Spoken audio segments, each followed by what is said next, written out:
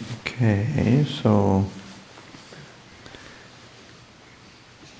tomorrow morning I'll be heading off after breakfast and begin travels to Thailand. You could please not drink during the talk. Thanks.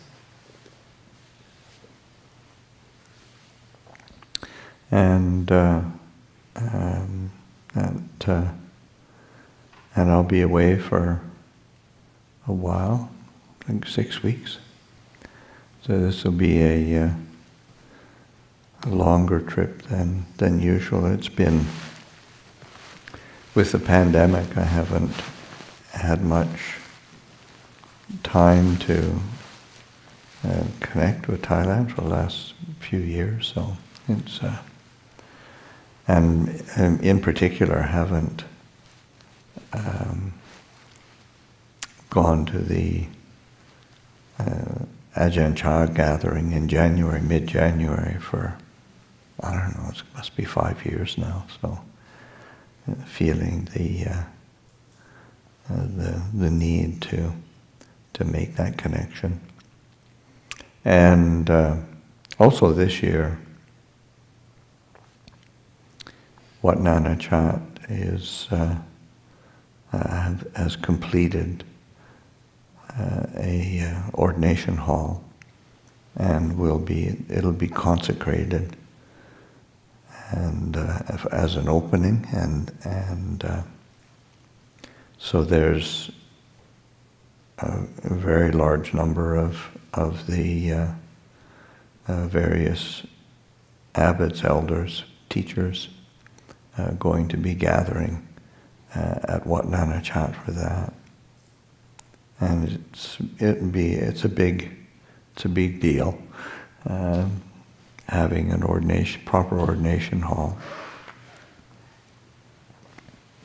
and also the King and Queen will be there presiding, so it'll be a memorable occasion. So I'll go and spend. I'm not going to be doing a whole lot of traveling and teaching. Spend most of my time at Wat Nana Chat, which I'll be quite looking forward to.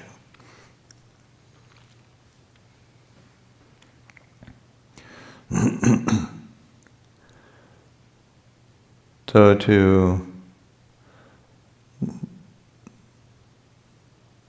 reflect on how do we maintain our practice? How do we maintain our teaching? Maintain the teachings in our daily life. I think these are something that's really important to be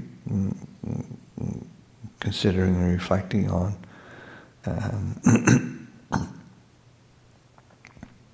And to be considering what's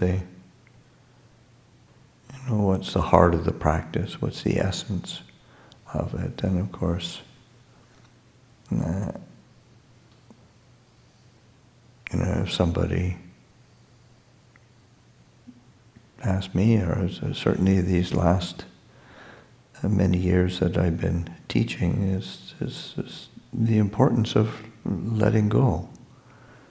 And of course, and I've oftentimes, and I think it was even my last Dhamma talk, where I quoted it again, Ajahn Chah saying that practice is not difficult. All you need to do is know and let go. And so that sense of knowing, of mindfulness, of clarity, of attention, of a steady awareness, discernment, knowledge, understanding, but then letting go And for, as easy as it is to say,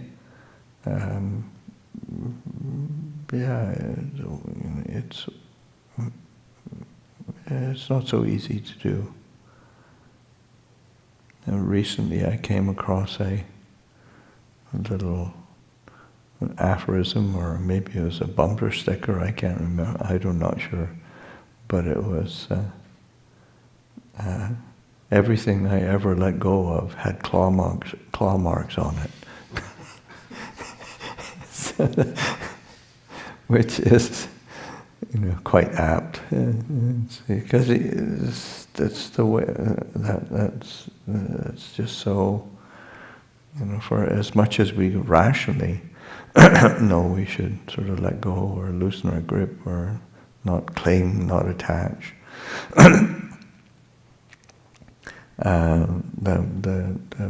The impulse and the habit is to cling, is to attach. We hang on desperately. Hang on desperately and miserably, thinking that that's the way out of suffering. So that sense of really paying attention to, seeing things clearly, because it's when things are seen clearly, seen through, that we really are able to let go, or letting go is the response that naturally comes to that. And it's not enough to just just have that information or that knowledge or that understanding. It's to be able to really dwell and live with that understanding, that clarity of understanding. And that takes, it doesn't take just wisdom or discernment. There needs to be a kind of a solidity of heart or a stability of mind, a quality of, it's like an enduring mind that is not easily shaken, and that takes cultivation. And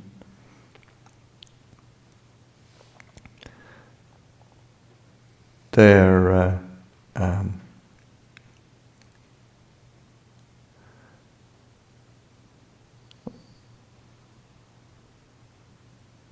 Ajahn Tiradhammo tells a story of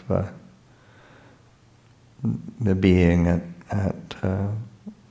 say at Wat Pah Pong, and there was one particular period when he spent the rains retreat there, and was there before the rains retreat, after the rains retreat, and really spending as much time as possible with Luang Por Cha, and because he really wanted to kind of really get what Ajahn Chah was teaching, and had. And one day he was walking with a few others, and they're in the forest, and Ajahn Chah turned to him and said, I can't give you any wisdom. I can give you patience. and that, of course, Ajahn Tiradhammo said he almost recoiled at Ajahn Chah's statement, because that was his goal, was to get that wisdom, and it's oftentimes how we conceive of that. If I could just get that wisdom, that knowledge, that understanding, that the right information, But I think Ajahn Chah had a much deeper appreciation of what this path takes, because on a certain level it doesn't take that much to figure it out, but it takes a lot of patience and steadiness and endurance and stability of heart to really penetrate. And the willingness to just be patient with the practice, to stick with, and patience is just, it's on a certain level it's not the right word. It's the right translation of the word, but in English there isn't, patience doesn't really get the depth of what, say, like khanti in the Pali language, scriptural language is, but that sense of being willing to just stick with, be unshaken by, be present. Being present with awareness is patience. It's not just sort of blindly sticking with or blindly putting up with stuff, but it's that heart that's not easily shaken. So and while we're cultivating that quality, that we need to be reflecting, investigating, because these are they say the insights in our practice are, of course, come through the reflection, investigate, but they come through that interplay between reflecting clearly and settling the heart, allowing the heart to just stay with this moment and not be pulled away, not be drawn into distraction. But it does, of course, help to and is essential to be turning our attention in ways that we are seeing things really in accordance with Dhamma, in accordance with truth. I think of just the ways that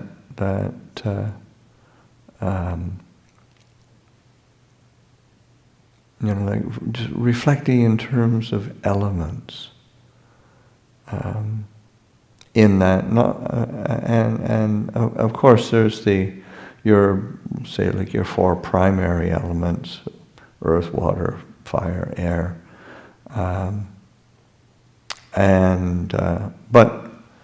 but also the Buddha addressed the element of emptiness and the element of consciousness. And looking at things in a more primary way, because when we think of consciousness, we tend to not think of it in terms of an element, but we tend to think in terms of me and my consciousness, me and my thoughts, me and my mind, and of course it gets pretty tangled once we assume that that me position, or that I, me, mine position. This is me, this is mine, this is myself. And to look more in terms of these are fundamental elements, without just say, looking at the body.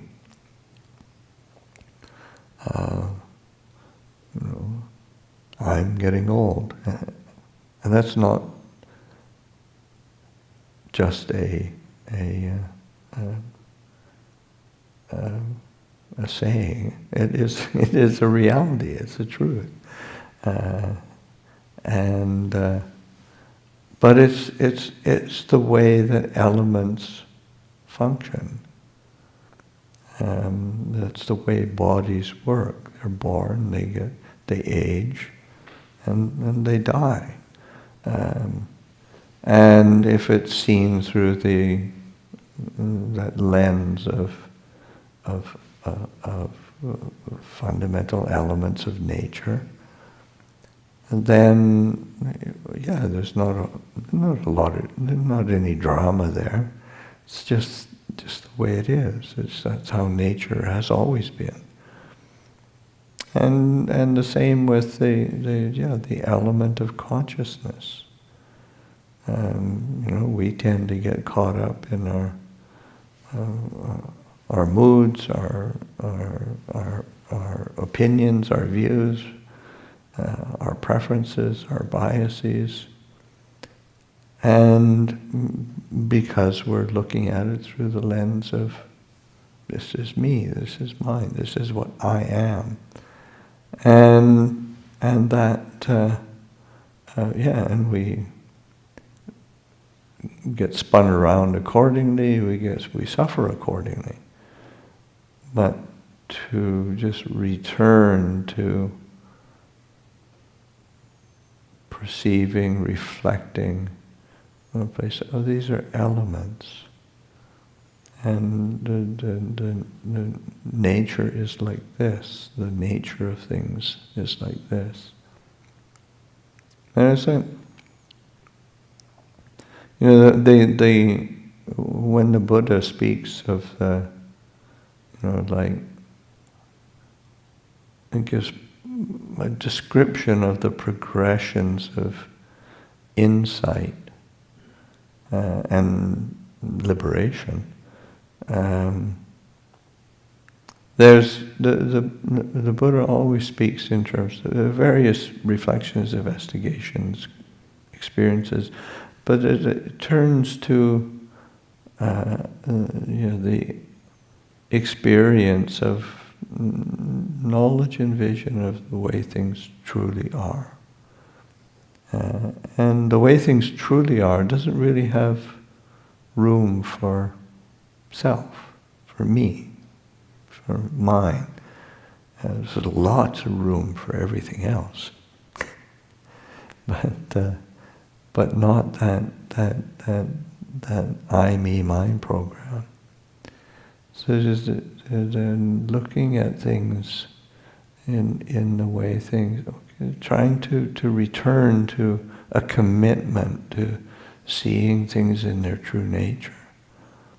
It's so fundamental to the essence of practice, and that of course seeing things in their true nature requires a letting go, and letting go requires, say, dispassion and disenchantment, and of course it's not a linear progression, because they rely on each other. They bounce back and forth. They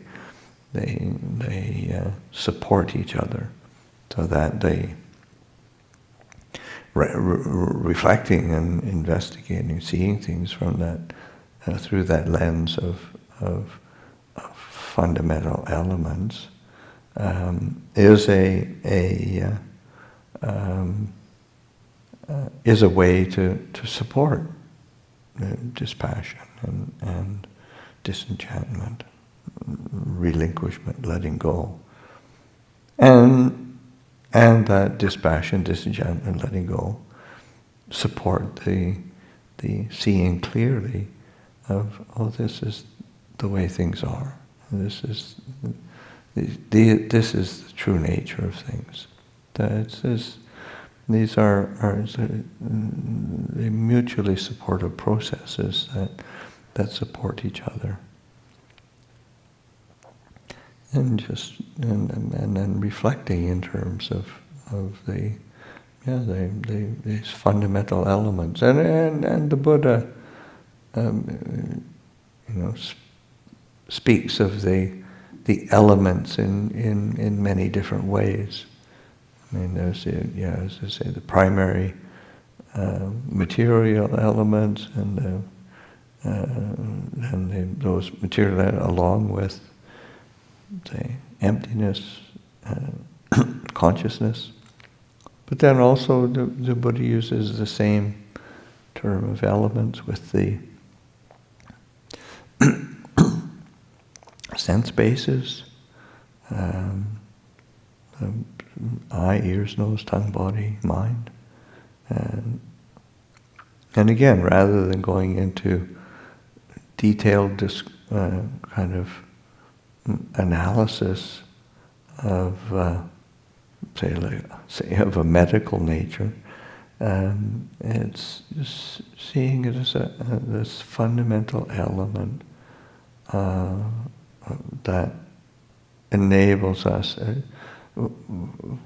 We're born, we have bodies and minds, and we have the sense bases, and we experience the elements of sight, sound, smell, taste, touch, mental formations, and seeing, or reflecting, or turning attention the way, well, these are elements of existence.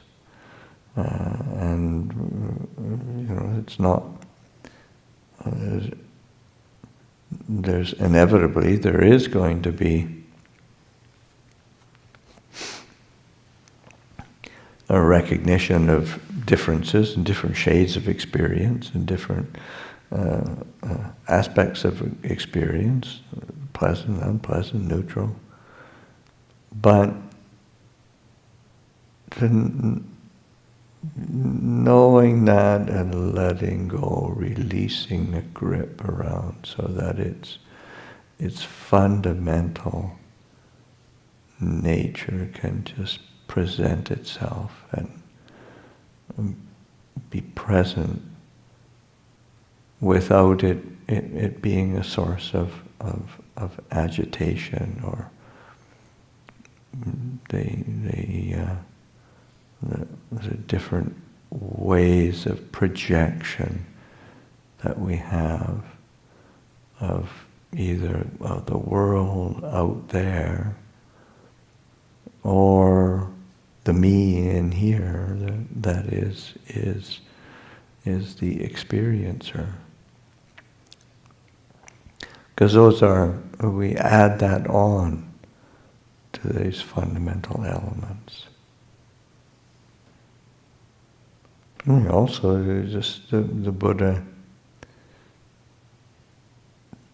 speaks in terms of elements. The nirodha dhatu, the cessation element. There is this element of cessation, of ending, of quenching, where there's the quenching, and nirodha in terms of the quenching of suffering in the Four Noble Truths, the third noble truth of cessation, of ending, quenching, settling, non-arising, a place of stillness.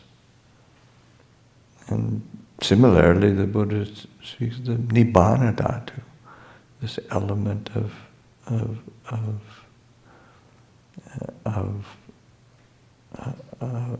nibbana, of coolness.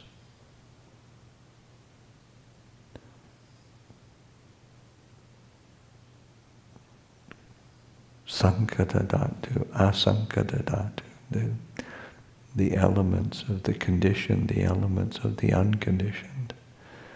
This is like shifting attention, shifting our ways of assumption, of experience, so that we're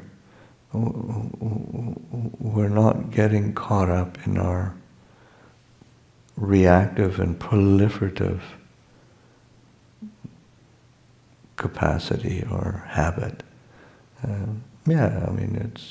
It's there. We believe so deeply in our moods, in our opinions, our views that we have. This is right, this is wrong. It has to be this way, it can't be that way. And then, but we still suffer. And that the whole point of the Buddha's teachings is the ending of dukkha, the quenching of these fires of passion. And when we say passion, it's not just kind of craving or desire.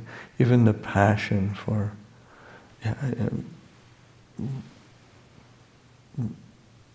I'm right and you're wrong.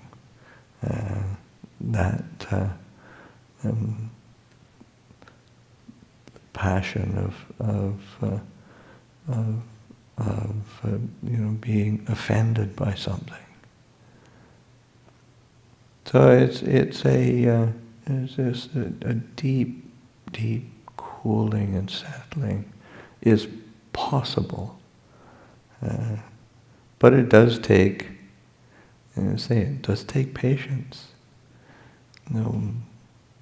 One can't be just drawn into the mood of the moment. One's wisdom has to be tempered with that kind of enduring quality of mind. One's discernment needs to be shaped by a steadiness of heart. So, this practice is not just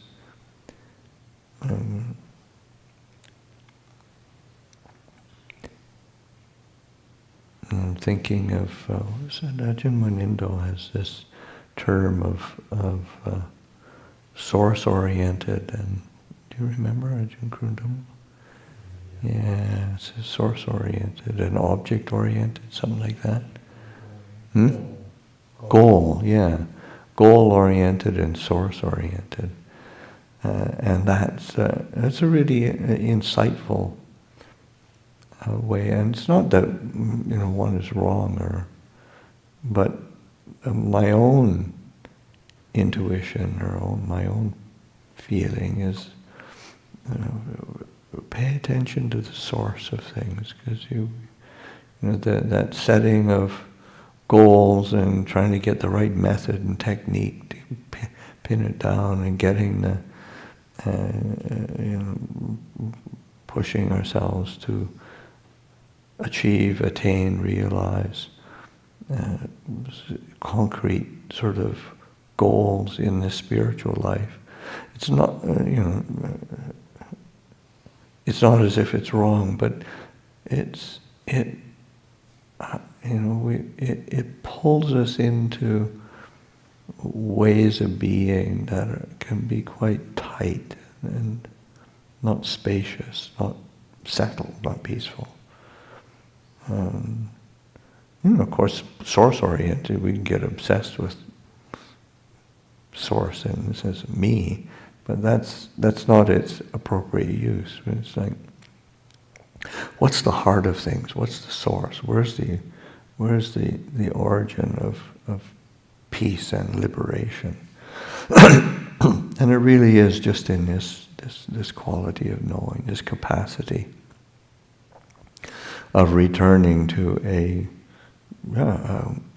consciousness element, that viññāna dhātu,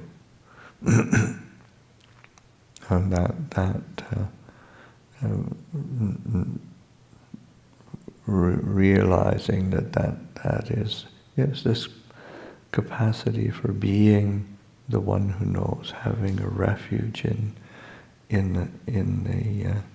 the Buddha, and not as a historical figure, but in that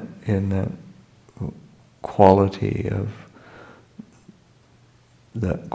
of knowing, the quality of waking up to this experience.